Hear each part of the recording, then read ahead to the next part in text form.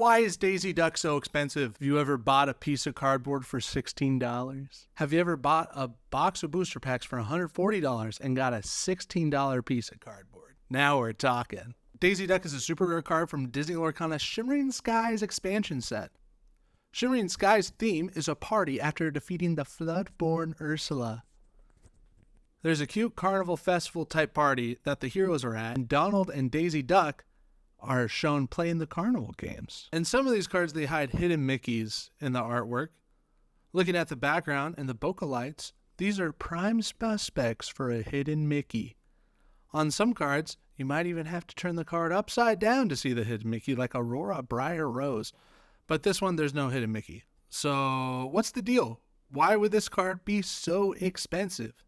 This one card is valued around $18 at the time of filming this video, and the foil version is valued around $26. Why is Daisy Duck so expensive? Daisy Duck can be categorized as an aggro card. Aggro is the gamer word for aggression. How is this card aggressive, and why would it affect the value of the card? Aggro cards tend to make progress in the game faster than other cards. In a game of Lorcana, you need 20 lore to win, and Daisy can quest for 2. That's 10% of your win condition if you quest with her just one time.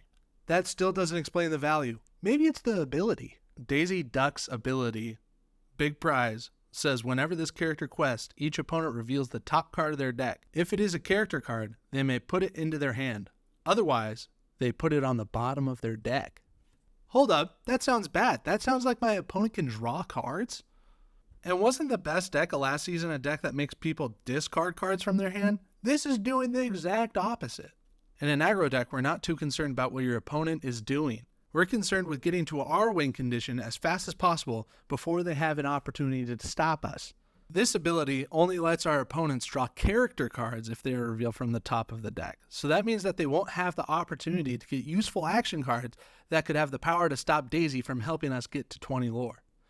Steal cards like Along Came Zeus, which would normally one-shot Daisy, would be put to the bottom of the deck, likely to never be seen for the rest of the match. Action cards like Be Prepared, Dragonfire, You're Welcome, all would be sent to the bottom of their deck, and Daisy would be questing away free from danger. Sounds like this ability would actually help you. There are other rarities above super rare in Lorcana, like Legendary and Enchanted, but this card is over 3 times the price of the cheapest Legendary in the Shimmering Skies set. How could a super rare be more valuable? It goes to supply and demand. Though there might be a greater supply of super rare cards versus legendary cards, the demand for this card is sky high. When you play an aggro deck, you typically play 4 copies of each card because you want to see that card as often as possible. If I only have one Daisy Duck in my 60 card deck, I would only see it 1 out of 60 times. That's 1.6% of the time. Now, if I have 4 of them, that's 6.6% of the deck is Daisy Duck cards. When you start a game of Lorcana, you can see a maximum of 14 cards before starting the game with your starting hand and your mulligan. The probability to find just one Daisy Duck in those 14 starting cards is over 66% chance. That's right, if you have all 4 Daisy Duck in your deck, you have over 50% chance to start Daisy Duck on turn 1. So why Daisy Duck and why not Lilo? Lilo is from the first chapter and seems to do the same thing, quest for 2, and doesn't give the opportunity for opponents to draw cards. Sounds like a good deal. Lilo's squishy. She only has 1 willpower, and it's not likely to stick on the board, meaning that it'll be removed by your opponent somehow. When Lilo was the only option, Lilo was around a $20 card, and now Daisy took that spot. Daisy has 4 willpower and will most likely stick on the board for at least 2 turns, gaining you 4 lore, which is already 20% of the game's win condition. Daisy Duck has been the best support card for Amber Aggro since the first set of cards was ever released.